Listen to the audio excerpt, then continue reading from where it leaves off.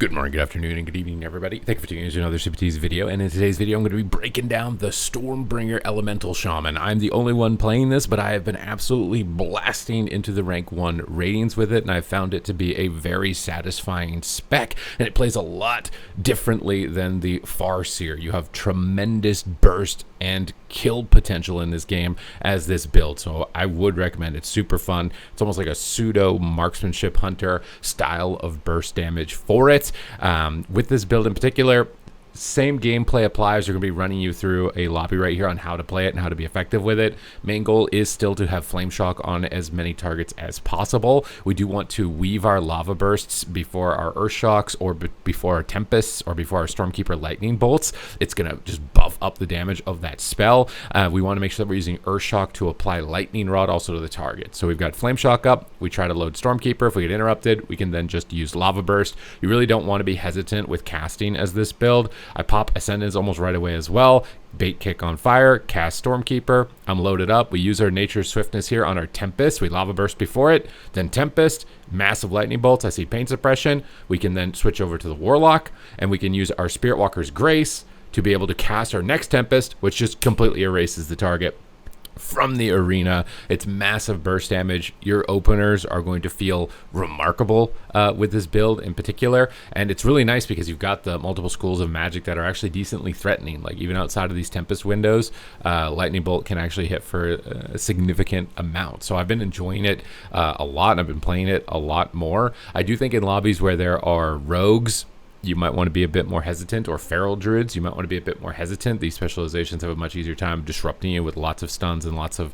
knockbacks and other crowd control effects. But when you're fighting something like a Retribution Paladin with a very short duration interrupt, Warlock's a little bit annoying, but also the other benefit is that Tempest is considered AoE, so it goes through things like Nether Ward on Destruction Warlock. So a lot of times the Warlocks think they're safe, and then you can just blast them right through it. So the gates are open again.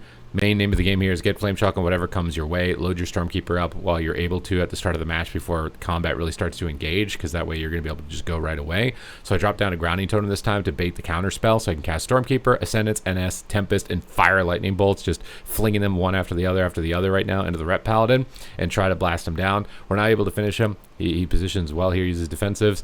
We can see Nether Ward. You do want to try and Greater Purge it if you don't happen to have a Tempest. We're going to use our Astral Shift here because our healer is in crowd control. We're following that here on the raid frame here. If you want my UI, I'll link a video on how to set up your UI like mine, because I don't use any add-ons. But if my healer's in crowd control, enemies have damage cooldowns up like the Infernal and the Avenging Wrath of the Rep Paladin, I'm going to use Astral Shift.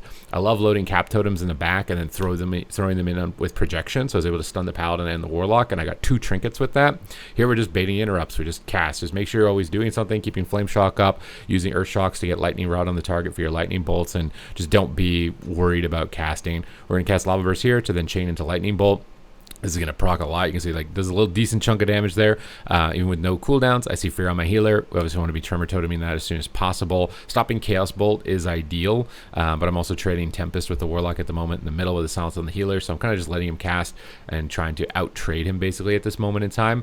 Coils here with the Havoc are a very important moment in the game against the Destruction Warlock, so when they're going to cast spells on 2 targets, so we use our Earth Elemental here to stun the Warlock to stop him. I should have decursed this Havoc as well. It will remove the potential for them to spread their damage, but here we have a Tempest, and we're able to fire it through his Nether Ward right there and take him down to about 10%. Just switch targets, never chase. You're playing as a turret with this build. You do not want to kind of be spending too much time walking. You just want to be firing. So we Thunderstorm the red out of range of interrupt, and we Hex him during the Hammer of Justice here on the healer. So you either want to crowd control DPS during crowd control on your healer, or you want to use a defensive, or you want to off heal yourself. Those are kind of your 3 options right there. My choice was to crowd control. We load up a Cap Totem, move it to the Rep Paladin, get some Lava Bursts off, and just continue doing as much damage as we can, rotating through our Earth Shocks to try and get our Tempest procs. And now we got a Tempest which we can fire. We drop down a Grounding Totem here because our healer is in a Howl of Terror. I'm just tracking right here to see if my healer can't heal or not, and I'm using Healing Stream Totem and Grounding Totem to redirect damage spells, and Healing Stream to recover from any other damage that might happen to hit me. Here's the Havoc on our Priest at the moment, so this is the scary moment where the Warlock's going to do a lot of damage, and I should be decursing this. I don't know why I'm slacking so much, but I decided to burrow instead. Burrow during the cast, right when my healer's in a Hammer of Justice, stops the Chaos Bolt, I take 0 damage. My healer is able to get through the crowd control effect. This is a very important kind of defensive component whenever you're playing almost any class. Here we're going to purge the Netherward because our Tempest is already over. We don't get reflected on our Urshocks and our Lava Burst. We get kicked on Nature right when our healer got seduced, and you do normally want to Tremor Totem this effect, but we're not able to because we're interrupted. So we're going to use Astral Shift.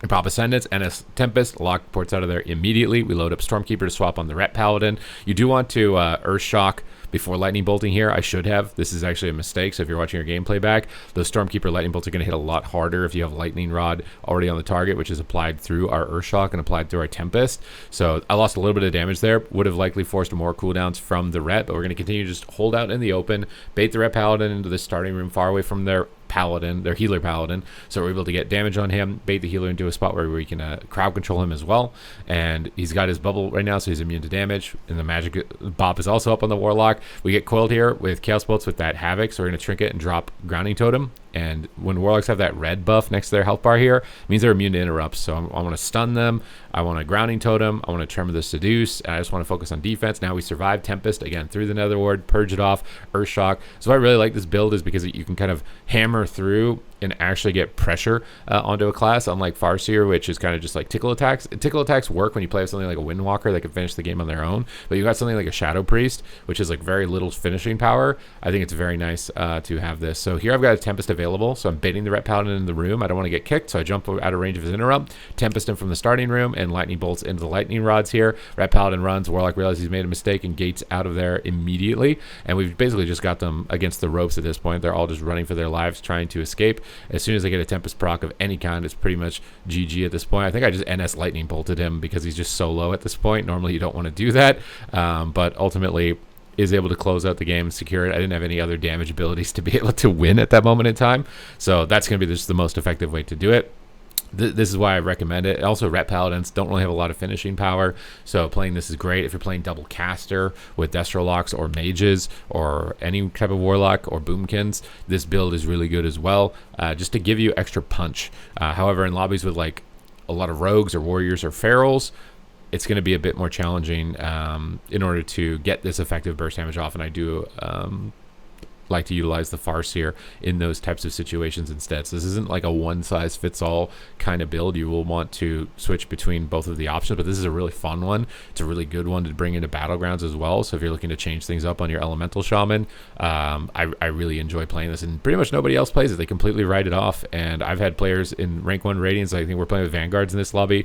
I played with Meat Monk, I played with Smexen, I've played with some of the best players the game has to offer, and I've been able to beat them with this build. So definitely don't underrate it. We load the Stormkeeper behind the pillar here. We're getting in position to use Ascendance, NS, and Lightning Bolt, or Tempest here. Then all of our Stormkeeper Lightning Bolts. We got to purge off that green button though. Green icon on Warlock. Don't cast Lightning Bolt into it. It will reflect. However, I see Infernal getting called down. My healer's into mind control. I'm unable to purge it. Had a little bit of a panic attack trying to purge it. I was like, okay, I'm just going to leave it because I got my wall that reduces damage anyways, so it should be enough to survive. Warlock with precog though is pretty dangerous. Multiple Chaos Bolts being casted, so I'm hexing the Shadow Priest in this position. And I'm kind of just like skill checking if they're aware to death it or not. A lot of times hexes don't go out on DPS, but they don't have a decurse, and you definitely want to be abusing hex every time that you can when there's not a decurse. This is, even if you're playing Farseer, because this is one of the best ways to be able to actually beat a team, even with your kind of low finishing power on the specialization. So we're just hugging the pillar, line of sighting Shadow Priest, trying to line of sight Warlock so we can go in and out around the corner. You know, the Athene strategy still works 20 years later. We Lava Burst before Tempest, get a little bit of a buff on our damage, and we're kind of just waiting a little bit for dampening. When you're in a lobby like this that doesn't have a Mortal Strike to reduce healing, doesn't have a lot of aggressive crowd control either to stop the healer from healing, you kind of got to play a little bit more passive, play in the back, just try and do as much damage as you can, try and run the enemy healer out of mana towards the mid and the late game, and then start to get more aggressive when you're actually in dampening, where dampening will basically substitute for the fact that you don't have a Mortal Strike. We've loaded up our Stormkeeper. He's nether warded, so we want to try and purge it, but I don't have it, so we're going to have to wait. I Lava Burst into it just to buff my damage here, and I really want to get an Earthshock off. I should have got an Earthshock off before shooting the Lightning Bolts right there in that position. Again, this is a mistake. This is why it's good to record your gameplay, go back and watch it and see like where your inconsistencies are and what are you doing, because not having Lightning Rod for a Stormkeeper chain of Lightning Bolts is going to be a a huge loss of damage in that type of position. We're still getting Tempest off. We're still getting Lava Bursts. I'm kind of moving my way towards the healer a bit here. Cap Totem on myself, move it to the healer to stun him, and then I can cast a Hex out of the stun or knock him into the room. So I decided to jump and alley-oop him, but then I forgot that I moved my totems and he got rooted on my knock, and now my big play looks like absolutely shams. I'm in shambles right now, and now I'm in the middle of the map, so I got to get out of here. I tried to make a spicy play and tripped over my own feet. It happens to the best of us. Now the priest has ultimate penitence up. Let's see my lock getting in aggressively, so I'm going to pop my wall. Crowd control on the healer. Positioning of enemies is aggressive. This is a good time to use a defensive cooldown. These are kind of just the cues that I take whenever I'm trying to decide whether or not to use a defensive, which can be difficult, especially if it's your first time jumping into PvP or checking out Elemental. Also, just your health bar is a good indicator of when you need to use a defensive, because right now, look at our team. We are in dire straits at the moment. Everybody is dead, but we're just not going to give up. We got our Ascendants coming up very soon here, and this is going to be our big moment. We get a Lava Burst to be able to buff the damage. We pop Ascendants to kill Scything because I have no procs to kill it. We're going to try and go for some Burst on the Shadow again. Don't chase targets, just do damage to whatever's in your line. So I'm attacking the Shadow Priest. He line of sights, now moving over. I think I even attacked the healer. During this window with your cooldowns, like, if they are turtling hard like this, you got to make sure that you're at least getting like something on somebody. Otherwise, you're going to lose a lot of momentum. And honestly, they played very well to avoid the Tempest window at this moment in time with how the Warlock's playing on the pillar and the Shadow Priest repositioned to the opposite side of the map. We still have one more Tempest, though, in our back pocket here. So we're going to Sheer Chaos Bolt, Lava Burst to buff our Tempest, and then just go for Spirit Walker's Graced Tempest into Lightning Bolt, and that forces Wall. And we used our Earth Elemental also to hold the lock in place at that moment in time. Now with that red icon next to the Warlock, he's immune to interrupts. So he's casting Chaos Bolts. So you kind of want to put a grounding totem down. So I ground his Soulfire, redirect some damage, force him to get away. I see the priest moving in, so I knock him with Thunderstorm, load a cap, move it over after his fade. Now I'm expecting him to trinket because we're deep in dampening, so I pre-hex his trinket on the cap totem because this late into the game, like sitting any crowd control can be very dangerous and deadly. So I anticipated that he had like a lot of built up anticipation at that moment in time. I load the Stormkeeper up and kind of ignore the hex, and this time we Earth Shock. We got to purge off the Nether Ward. We don't get lucky with it. We just Lava Burst into Reflect because Lava Burst doesn't do a lot of damage to this build to buff our Lightning Bolt immediately after the Reflect. They force pain suppression, or we force pain suppression, so we got to wait for that damage reduction. Just keep loading damage, keep using Bloodlust, try to stay on the target here. I also do have Hex available at this moment in time. Hexing the healer right now wouldn't actually be too bad, given that he's in a Hammer of Justice, but Paladin gets a blind. We're just sending damage. We hold out strong, use the wall to stay aggressive towards the end of this match, and push through to be able to close the game. So you can see you got the opportunity to kind of cheese your wins a little bit earlier that Farseer almost hardly ever gets, but also you have the potential to win later in the game. So this build works really well when there's not a lot of really high speed, lots of stun, Mortal Strike melee DPS, and that's the time that I really lock this build in.